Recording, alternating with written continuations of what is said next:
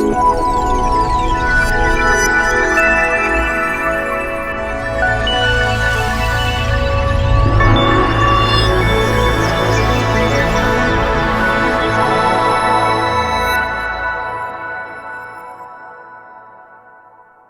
I should say I don't do this often, particularly at 6 p.m. I'm either doing the 6 o'clock news or I'm cycling madly home to try and put my kids to bed before going back to do the 10 o'clock news. But for Sir Peter and for his memory, I was very happy to be here and to not do that this particular night.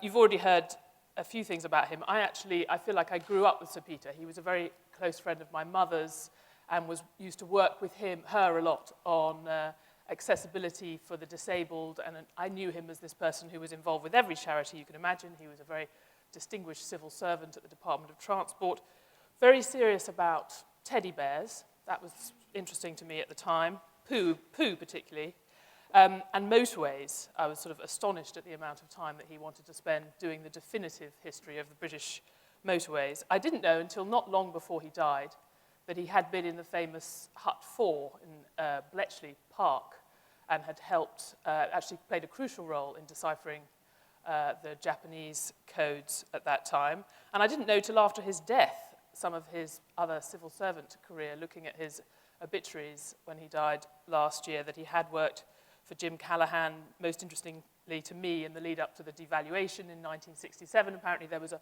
sort of hotline. One of the early hotlines was a sort of cable going into his house in Beckenham and up to his bedroom. It was linking 11 Downing Street to his bedroom in that crucial negotiations before the devaluation. And I certainly didn't know that he'd led the first British mission to post-Maoist China in 1980, where he'd been given an enormous steam engine, which I'm not sure what happened to it, but anyway. As Matthew said, he was a Renaissance man. He was one of those people, as you've just from the last 5 minutes of hearing about him, one of that generation who were involved in things and did any number of things that were mainly about trying to make the world a better place.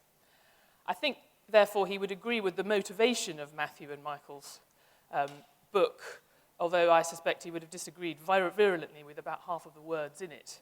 But that's all to the good. I don't think you need to have a debate about something he would have agreed with.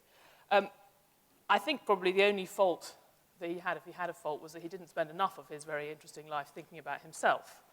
But he did spend an awful lot of it thinking about about the future of the UK, its economy, and the future of the world, no smaller than that. And that's something that both Matthew and Michael look at in this book. I've actually known Matthew Bishop for a long time. We worked together at the London Business School right at the very start of my career.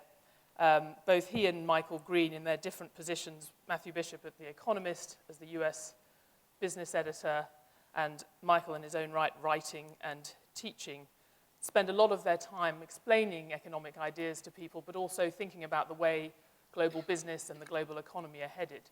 And I'm sure you'll find, as I say, even if Sir Peter wouldn't have agreed with all of them, and perhaps you in this room won't agree with every word, but that's the point of having this debate.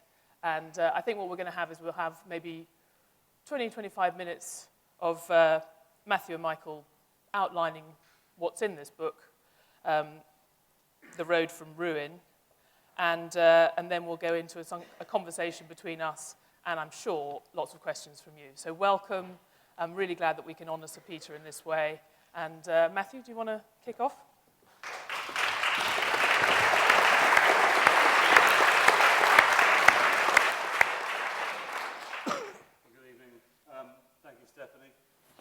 I have very happy memories of those early days at London Business School where you and I and Evan Davis, among others, just sort of spent our lunchtimes arguing ferociously about the last days of the Thatcher era, I guess, before we all went into journalism. And it is a great honour to have the chance to speak at a commemoration of Sir Peter, because although I didn't meet him, reading about him in preparation, it has brought home to me that it would have been a fascinating debate to have about what we've got in this book with him, because he clearly had a lot of sympathy with a lot of the ideas we wrote about together in our first book, Future of Capitalism, which is about how to really make the charitable sector more effective and impactful, and he obviously devoted a lot of his life to doing that. But he also, as Stephanie said, was involved in the devaluation process, and, which I think we learned some lessons from in The Road from Ruin. Anyway, we're going to do a two-parter here. I'm going to speak for about 10 minutes, and Mike will speak for about 10 minutes. And the first book, Future of Capitalism, came out a week after Lehman Brothers went bust, which, as a time to launch a book about giving, was singularly misjudged, I would say. Had we had any control over it, we would have picked any other time in the history of the world, I suspect. And so, as we sat there wondering what on earth we'd done and whether any of our ideas remained valid, we found ourselves talking about what had gone wrong with capitalism that had brought us to the brink of what at that moment seemed like could be another Great Depression. A system that had seemed to be going so well and had seemed to be generating all sorts of benefits in terms of pulling people out of poverty, creating people willing to give away vast fortunes, creating more impactful third sector, and so forth. What had gone wrong, and could we make sense of it? And I had spent most of my career writing about business and finance, had met many of the key players, and was trying to make sense of how I had failed, despite warning about aspects of what was going wrong, to see the big picture. And Michael had come to the story as an economist working for the British government in various roles. And our conclusion in a nutshell was that for all the talk about toxic assets, the real problem is toxic ideas. And we needed to not just clean up the assets, but clean up the ideas and have a serious debate about many of our assumptions. And the book that we produced first came out in America and was written very much for an American audience, to the extent that we even had a subtitle, How to Revive Capitalism and Put America Back on Top, in a desperate bid to sell books. But it was very noticeable that in America, as they came to terms with the financial calamity, there was a singular absence of serious debate. The right basically adopted a position that since Ronald Reagan, there'd been this kind of state-sponsored capitalism where all the downside risk was absorbed by the government and all the gains were absorbed by the private sector, and therefore what you really needed was to get back to capitalism, which is pretty shocking when you look at what was actually going on. And on the left, even sort of respected economists like the former economist of the IMF, Simon Johnson, another Brit, basically said the whole thing was a massive conspiracy by bankers to control the world. And there was no real serious debate, and then what happened around the legislation, 2,000-page long legislation, was that you had basically the usual American problem of lots of money, lots of smoke-filled rooms, and not a lot of coherence, and a lot of decisions being basically punted into touch to be dealt with by regulators later. And so our sense was that America really missed the chance to learn the lessons of what had gone wrong and to come up with a better model of capitalism, a better model of government interacting with capitalism. And then this new government in Britain got elected quite by accident, and I think necessity has thrown them into a reforming mindset and a commitment to do some hard things quickly, to think through some difficult issues.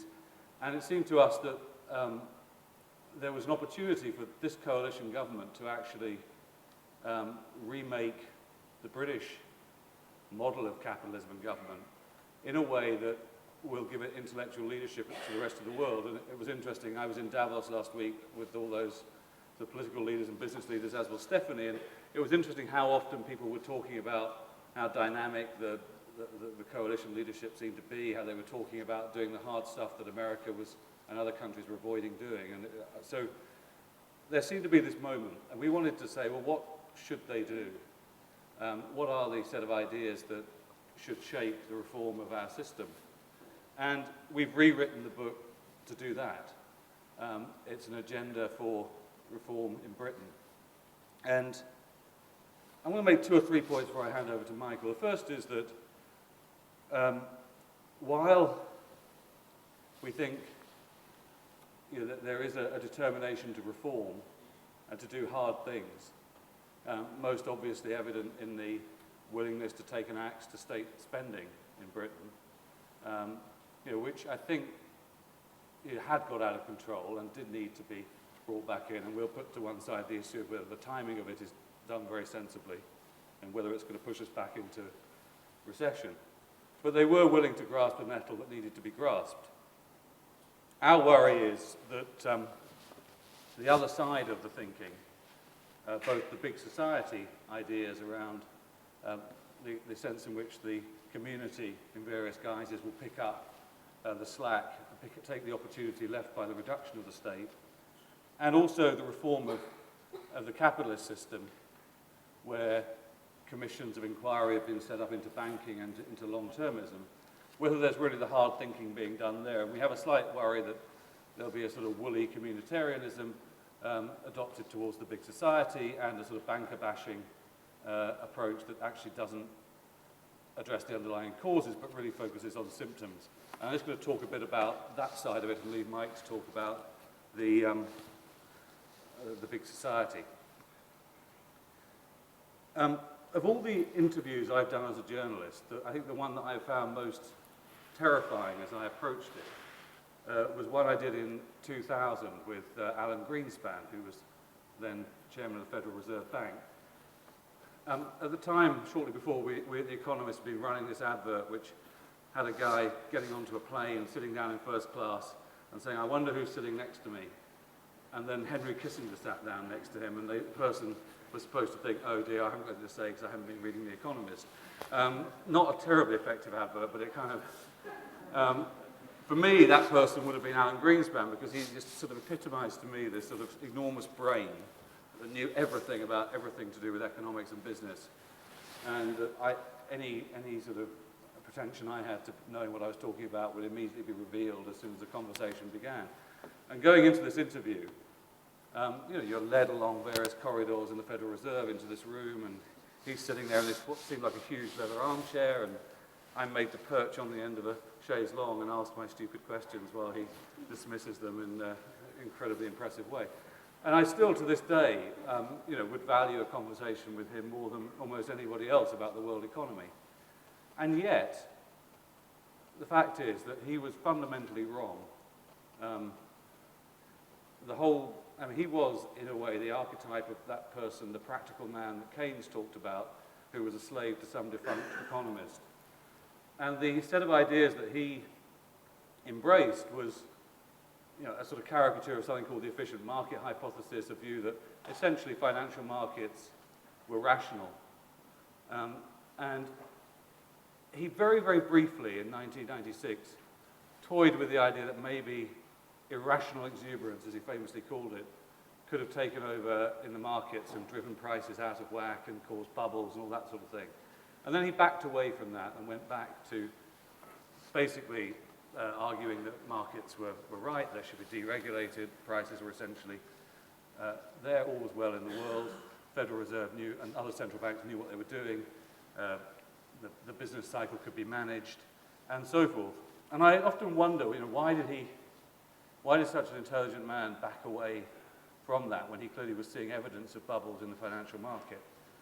And I suspect that he just saw that one reason would have been that the implications of not believing that anymore were too great to contemplate, because a vast edifice of institutions, behavior, was built upon that set of ideas that would all have to be undone if you were to recognize the flaws in those ideas, ranging from how we think about how our pensions are invested, where there's an assumption of what it means to be prudent as an investor of someone else's money, which is basically reliant upon the efficient market hypothesis, through to how we regard short-term share prices as the best measure of the value of a company, which I think we now know to be actually a very misleading measure.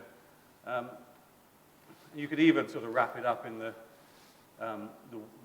general view that macroeconomic policymakers had, that we were in a period where all the old problems of inflation and unemployment had been solved, the cycle had been laid to rest. It was called the Great Moderation by economists.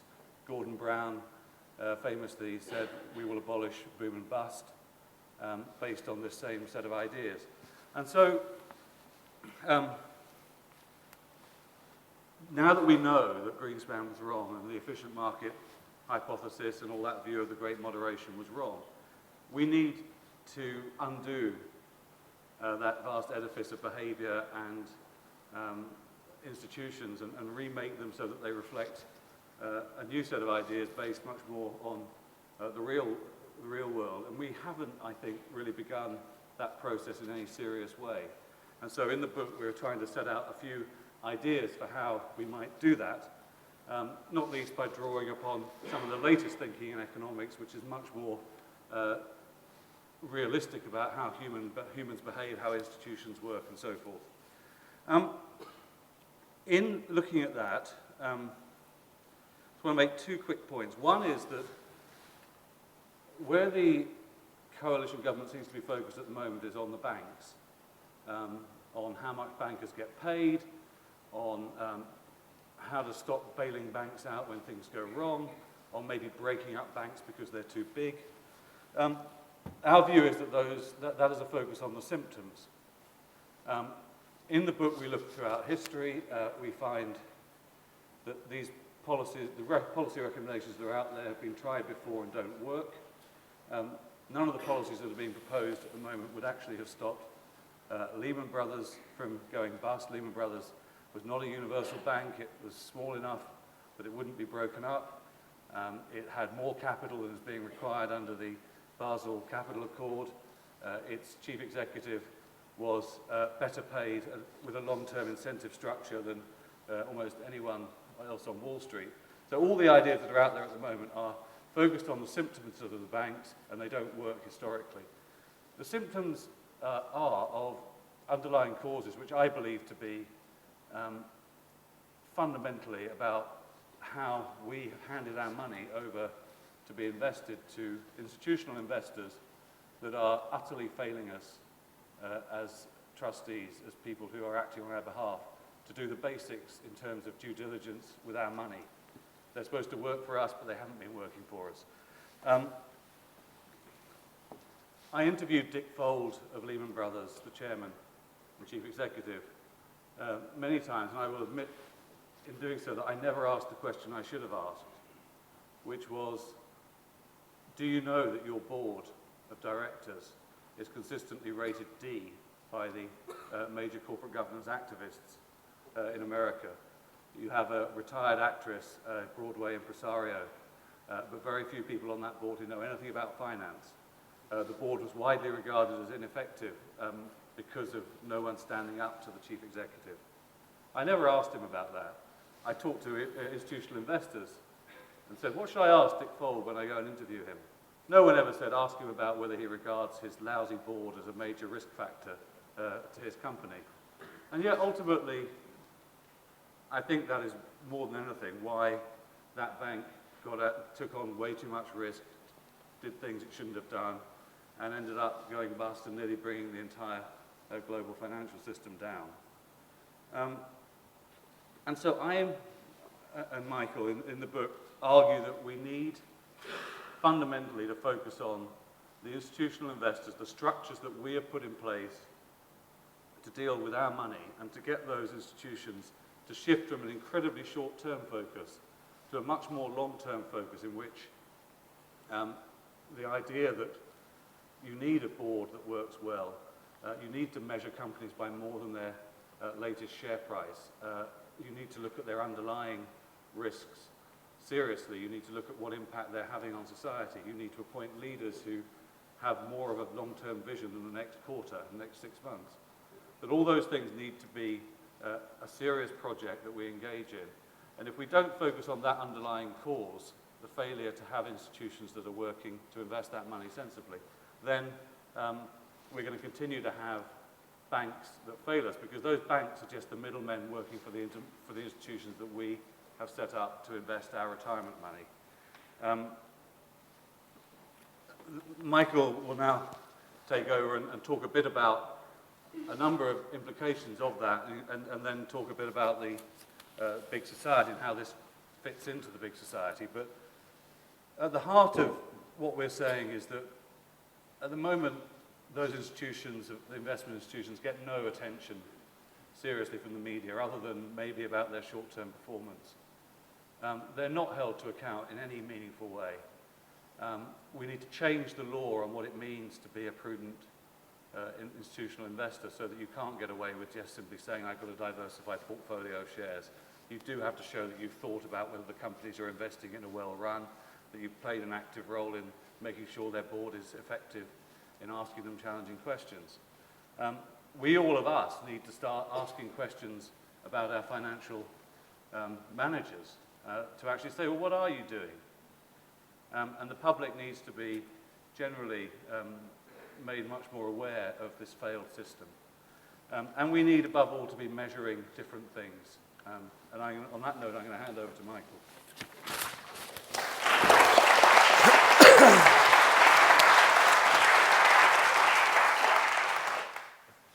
Lady Baldwin, ladies and gentlemen, good evening.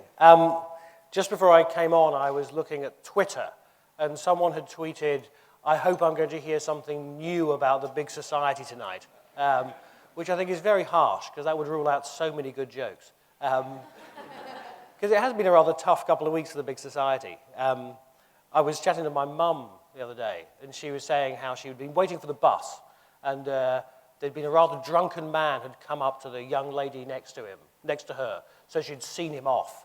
And I said, Mother, is that an example of the big society? And I probably shouldn't swear here, but she told me to stop talking rot. And I think this is Matthew alluded to this point about measurement, that there's been a lot of debate about what is the big society. Perhaps the most important question, though, is how are we actually going to measure the success or not of the big society? And I think a lot of us have a worry that in 4.5 years' time, we'll go to the polls and we'll be given lots of stories about old ladies at bus stops and other community groups coming together and lots of different anecdotes about how it's a much better place to live in Britain. And there'll be no way to actually measure that in any meaningful way. So I think one of the things that we talk about in The Road from Ruin is the fact that perhaps one of David Cameron's most important and derided projects is what's talked about as being gross national happiness. Finding some new way of measuring the well-being of our country actually is really, really important. Because since if you take what Matthew was saying just now, if capitalism has gone wrong because it's been pursuing the wrong goals, it hasn't had the right measures and ways of guiding its success or failure, then the same must be true of our society. And so I don't think that what we have at the moment on gross national happiness is the answer, but I think it's good that we're asking that question and groping towards a solution there, and that actually will shed light on what the big society actually really is all about. Because I think what we want to argue is that there is a really big idea inside the big society. Because what Stephanie was kind enough not to mention in the introduction was that actually I spent a long time working in government, never as distinguished as Sir Peter, but I worked for 12 years in government. And what I saw over those 12 years were the things that government could do. I worked with some exceedingly able ministers. I worked with some exceedingly committed and capable civil servants. But there was always a limit on what government was able to do. What I saw in government was it was very hard to innovate. Any new idea in government sort of has to sail through between the Scylla and Charybdis of the Daily Mail and the Guardian comment pages. And so many good ideas just can't get through that gap. And that's just a natural constraint on government. Government, because it's so accountable, finds it hard to take risks with new ideas. And then secondly, the problem with government is it's very hard to think beyond the 3-year public spending cycle, or the week-long, or maybe 24-hour-long, or 24-second-long political cycle. So government's always going to struggle to think long-term. So I think there's a part of the debate around the big society has to be an acceptance that in the sense that we had a bubble in the financial markets in the run-up to 2008, we also had a bubble in government. There was plenty of money to spend, and we tried a lot of big government solutions. And some of those were very successful. Resources in the machine generated results that came out.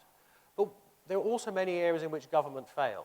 And actually, the big society is an opportunity to rethink how we solve social problems and try and do that in a new way that's much more effective. And personally, I find that very exciting if the big society can capture that vision. Now, Matthew and I have some thoughts about that. That was the subject of our last book, Future of Capitalism.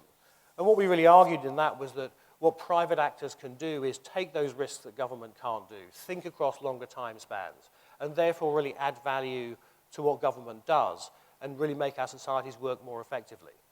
So that was the vision we had in Future of Capitalism. And then we sort of compared it somewhere to the big society vision. And I think we find what we're hearing on the big society at the moment somewhat lacking. I mean, just giving you a few examples. I mean, one is the whole sort of free independent schools movement. I mean, I'm sure it's very nice for Toby Young and his friends to set up a school. But is that new school movement really going to be tackling where the need is greatest, where there's the greatest deprivation in our society? I'm really not convinced. And I think a list of new schools created that help kids that are already doing quite well is not going to be a great legacy for the big society. I think volunteering is great. As far as all the research shows, it's great for making you happy. But will volunteering really be the way to solve difficult social problems? I'm not convinced. More giving, more philanthropy. I saw today in The Guardian that Martin Brooks from New Philanthropy Capital was calling on Britain's super wealthy to have their own giving pledge, like Bill Gates and Warren Buffett. He seemed to think that Richard Branson wouldn't do it, but maybe some investment bankers would do so. So more giving, more philanthropy. Hey, look, we wrote Future of Capitalism. We believe in this stuff. But one of the most surprising things that Bill Gates said to us when we interviewed him was the Gates Foundation is a tiny, tiny organization. Philanthropy is never going to be big enough to solve the whole social problems. Giving isn't going to fill the gap where there's cuts in public expenditure. Philanthropy's got to be strategic. It's got to find ways of partnering with government or with the private sector to get to scale and really solve problems rather than just being a drop in a bucket. And then finally, there's a lot of talk about cooperatives and mutuals. And again, I think there is something very valid there, but we really feel is that what that misses out in the whole picture that we're getting from the big society is what this really means for business. Because there are the big tools of our society, the big pools of capital that actually could be used and developed for creating social good, have enormous potential and actually can produce scalable solutions. And at the moment, it does seem that the relationship between business and society is something like sort of medieval England, where the government's adopting a policy of Danegeld, getting the City of London to cough up for its crimes by giving to support various big society projects. And I was quite interested to see in the FT today that the media industry has also been asked to cough up and has refused, because clearly it doesn't feel it's done anything wrong and doesn't have to pay. So I think there's a bit of a mentality at the moment that there's a way that the business of the big society is a way to get a fast buck and a good chunk of cash out of the city to start, to launch a few initiatives. And that seems like a huge missed opportunity. Because actually there's some really exciting different ways that government could engage with business, and particularly with the city. Let me give you an example. One of the big ideas of the big society is this idea of a big society bank that will be dedicated to support social enterprises and social businesses. I mean, of course, we know it's not a big society idea. The idea itself was born under the last government. And I think it's interesting the last government did so much work in this area, but never quite pushed those ideas into practice, which was something I know Ronald Cohen talked about here a couple of weeks ago. But here we've got a good idea, creating this big society bank. Now, to me, the great opportunity is, how does that big society bank create a bridge between social businesses and social enterprises and mainstream finance? I'll give you a concrete example. There's a great organization called Fair Finance that's working on micro-lending to people in deprived communities in the UK that's trying to build financial inclusion. And the great thing about their model is that to get to a scale where they can serve the whole of the country, they want to do that by raising money from the private capital markets. They want to raise money from mainstream finance. So rather than relying on a limited supply of philanthropic capital, they want to go where the big money is to get to scale to meet the need quickly. Now, if the big society bank can play a role in bridging that gap, helping to get Fair Finance and organizations like that to access this much bigger pool of money, that would be really exciting. I'm worried, however, that the push to have some initiative quickly means the big society bank won't have that catalytic effect. And I think we need that thinking throughout the big societies. How do you make it be catalytic? How do you help it to transform that role for business? I think part of the problem here is philosophical. Some of the foundations of the big society vision seem stuck in this red Tory philosophy of Philip Blond, which is sort of a new third wayism that seems to want to attack the markets and government equally. And I feel that its rejection of capitalism is a big mistake. I think there are huge opportunities to be found. And I think there is a counter-movement coming through from the Tesco Tories like Tim Montgomery of Conservative Home, and some of the other thinkers. Matthew mentioned the new consultation on long-termism in finance being launched by the Business Innovation and Skills Department. So I think there's a clear debate going on within the heart of the big society, and we hope, and we argue in the book, that this has got to be part of the vision of the big society, is really leveraging business. Now, what's the link of this big society back to what Matthew was talking about in terms of the future of capitalism? Well, actually, we think that a whole part of the big society vision in terms of activism of the population actually is about mobilizing the public to start taking control of business and finance and really scrutinizing the way finance works to help to really improve how it performs. And we call it sort of creating a movement of citizen capitalists, or active and involved and engaged in how their economic system works. And this may sound like a fanciful idea, but I remember about 25 years ago, Matthew, we're old friends from school, served me the most disgusting cup of coffee I've ever had in my life. And he sort of sheepishly brought out this 7-pound tin of fair trade coffee from Tanzania or something. And the journey that fair trade and other ethical consuming movements have taken over the last 25 years has been extraordinary. And I think ethical consumption, consumer awareness, is increasingly driving business to improve the way, whether it's labor standards, environmental performance, in a whole range of different ways. And this is the irony, it seems to me, is that we've become very smart consumers, but we've remained rather dumb in how we use our capital. I mean, how many of us with our pension would ever ask any question apart from how much am I going to get? Well, maybe we should start thinking about that. We should start asking, how is our capital actually being used? I was listening today to one of the pioneers in sort of socially responsible pension investing, Colin Melvin of Hermes. And he was saying that about 5 years ago, the UN passed these principles for responsible investment. Globally, $20 trillion worth of money is actually being held, managed, supposedly under these principles. I mean, what if we actually started checking whether our pensions were adhering to those principles and chasing up on those?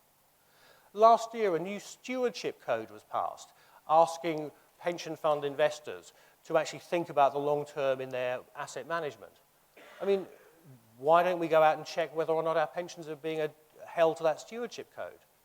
There's a great organization called Fair Pensions that's campaigning around all these kind of issues. So I think these are very small examples. These aren't the answer. But I think they could be the start of a real movement of this citizen capitalist movement that's about people getting involved in how their economy works. And I'm very pleased to see at the back that there's Steve Moore from the Big Society Network. And Big Society Network, a great idea of bringing people together, coordinating around being involved in the big society. Why not get the Big Society Network involved in actually getting people engaged in how their economy is being run, how their economy is being used? Let me finish just with one thought. Back in the 1980s, Margaret Thatcher declared there was no such thing as society. And she also declared the launching of popular capitalism. And the hallmark of that popular capitalism was the Tell Sid campaign around the British gas privatization. Some of you will remember that.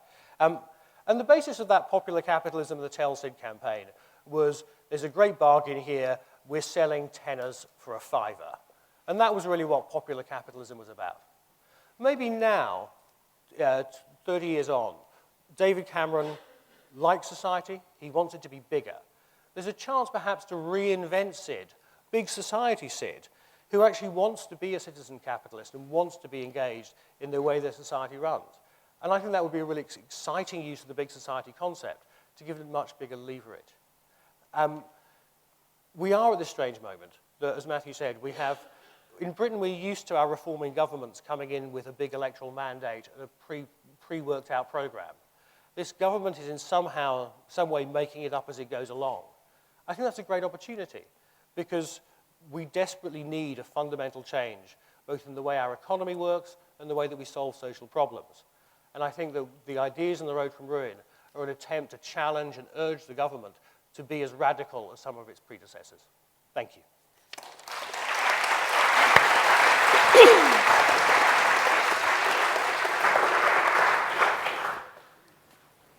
Thank you for that. Was the implication implication is the fair trade coffee's got better now. Is that your? It definitely has. Yeah. I think I was a little bit unfair in suggesting that Sir Peter would have disagreed with half of what you said. I think it would be a much smaller share than that. He was a bit more, I suspect, suspicious of market mechanisms than either of you, but I think he would have been very interested and excited by some of these ideas. I don't know which of you wants to respond, or maybe both of you do. I think he would have wanted us, though, to sort of tease out whether you're talking about a sort of technocratic fix, mainly, you know, that we actually become better at creating value and better capitalists at some level, or an ethical fix, that we start valuing something else. Because that seems, there sort of runs on both tracks, because I think that issue, obviously, for economists, has come out of this crisis. You talk a lot in the book about having the mistakes that were made by a sort of support for or belief in the efficient market hypothesis. But there was an even more basic idea that we were all taught when we taught our economics, that you could divide very strictly between the subjective and the objective aspects, or efficiency and equity. And all that the economists were concerned with was market efficiency, and then it was up to the politicians to divide up the cake. And I think that whole notion of the sort of big walls between those two, the sort of technical and the practical, sort of fell apart in the crisis in these sort of interesting debates where people started, you know, senior policymakers were talking about the greed of the bonuses that a few years ago no one had talked about those same bonuses being greedy, and it was almost like there wasn't even a language for talking about greed within the old paradigm. You know? Well, let me start. I mean, it did seem to me that prior to the crash of 2008, it was possible just about for a highly paid Wall Streeter to get up and say they were doing God's work with a straight face. There was a sense in which they were making their outrageous amounts of money by doing something that they believed improved to make your society by sharing just a tiny risk, bit cheaper. Yeah, sharing the risk around, making sure that society was actually going to earn higher returns less riskily. And now we know that, in fact, they were actually, in many cases, making society much more risky and making us all have to bail them out to stop the Great Depression returning. So, in fact, there needs, certainly at the very least, to be a much more humble, nuanced view of the value of some of the work that's being done in the financial markets. That said, in the book, we're quite pro-financial innovation. We think that rather than, as I think some people would like, responding to this crash by having a man with a flag walking in front of the financial system, keeping it going very slowly, that we should actually apply our brains to learn lessons and come up with new financial instruments that solve the problems that were revealed by the crash. So that's one set of issues. And the other point is that I think we feel that this separation between the wealth creation function and the social distribution, social problem-solving function is an anachronism, and that actually, as Michael was saying, government can only do so much, the charitable sector can only do so much, the business sector actually can do some things. So we need to get the three sectors to work together in ways that they've not really done so in the past.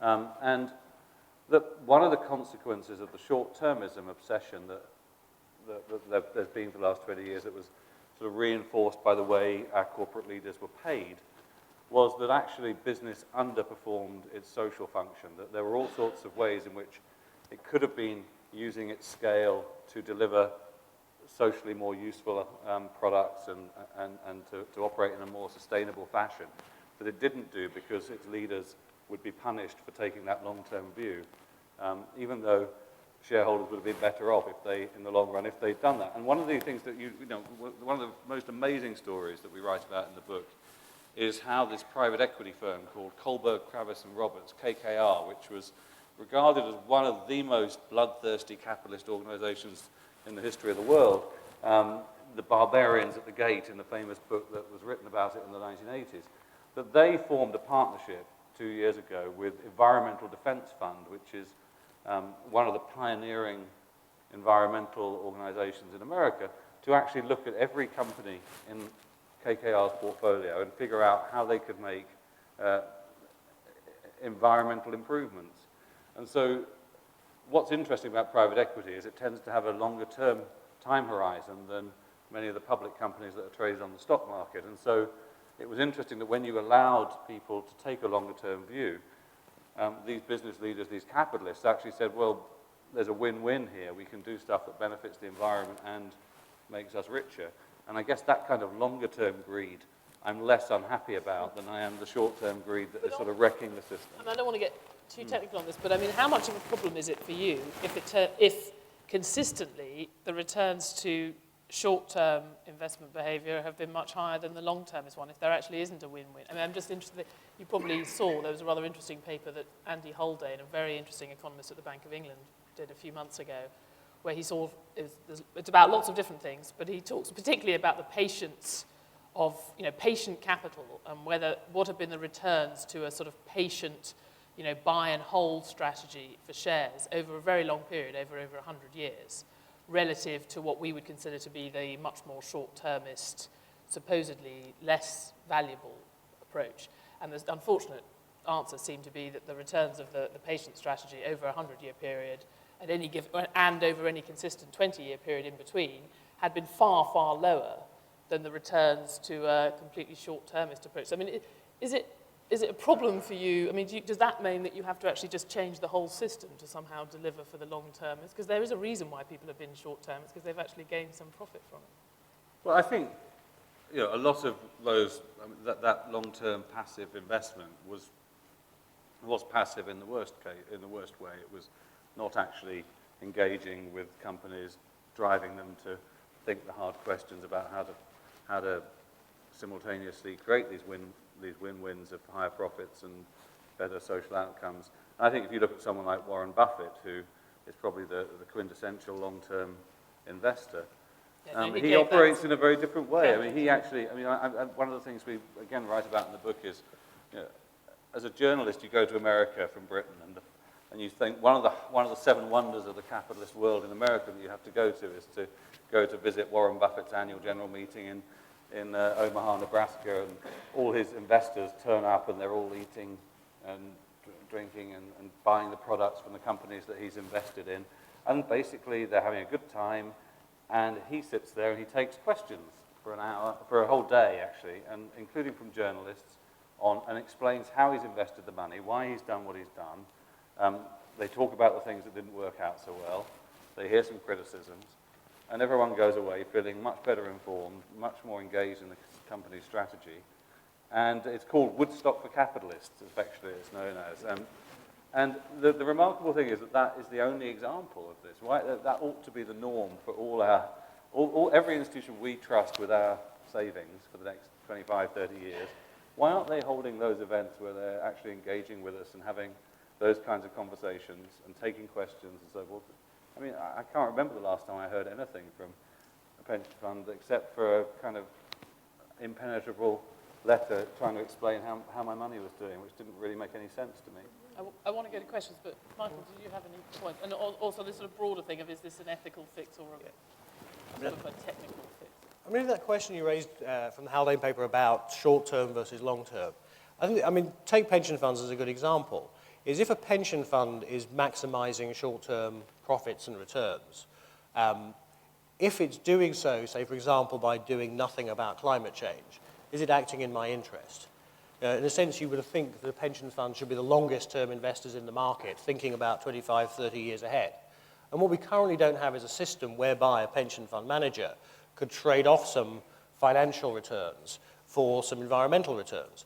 And that's because we don't have a value, that's partly because of the rules, but also because we don't have a way of valuing those trade-offs. And I think this is, as you alluded to, this is the real big change from the death of the efficient market hypothesis, is that old world view that increasing profitability was necessarily economic value actually is busted.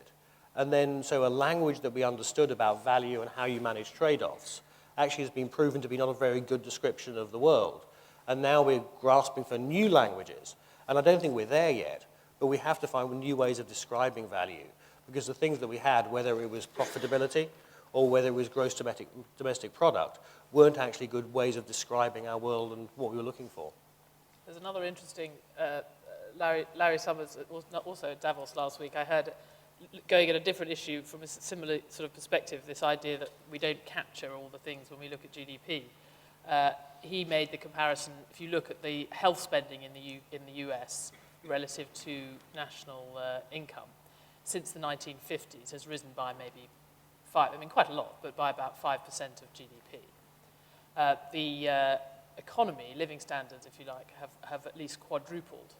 But if you offered someone the choice, do you want the living standards of the 50s but the health quality of now, or do you want the health quality, standard of healthcare of the 50s with the living standards of now? He said he thought very few people would, without hesitation, choose the healthcare available in the 50s and the living standards. And that suggests that actually those two are not being valued in the same way, that small number of percent of GDP was actually extraordinarily valuable to us relative to the big increase in living standards. It's sort of like a lot of things. One of the things interesting way we to came think about across it. in writing the book was looking at the Great Depression and the sense in which policymakers during the Great Depression realized that the data they had about the economy was just utterly misleading. And they launched the program on both sides of the Atlantic of creating national income statistics for the first time and actually measuring the economy. And that really, I think, fundamentally improved the level of economic policy making over the subsequent 50 years. Now, that project, the guy in America who led it was a guy who won the Nobel Prize in the end called Simon Kuznets. And he eventually resigned because he wanted to include in the national income data some measurement for work done unpaid at home by wives in that situation. And that was vetoed by the government as being a terrible blind alley. Now, you think, I think there's a lot of parallels between that and what is going on, not just with David Cameron here and his gross domestic happiness agenda, but also President Sarkozy in France and Joe Stiglitz and the OECD are all engaged in this project. That actually, again, this crisis has highlighted the paucity of our data, that we're not measuring the yardsticks that we've set ourselves are not actually good yardsticks for where we want to go as a society, and that we have an opportunity, as they did in the 30s, to completely overhaul our data so that we're actually rewarding what is in the kind of behavior we want to reward, rather than telling ourselves we're doing better when in fact we're just taking on more risk, which is what I think the higher GDP was telling us a few years ago. As you suggest in your book, it's a nice opportunity to compete with the French as well, because President Sarkozy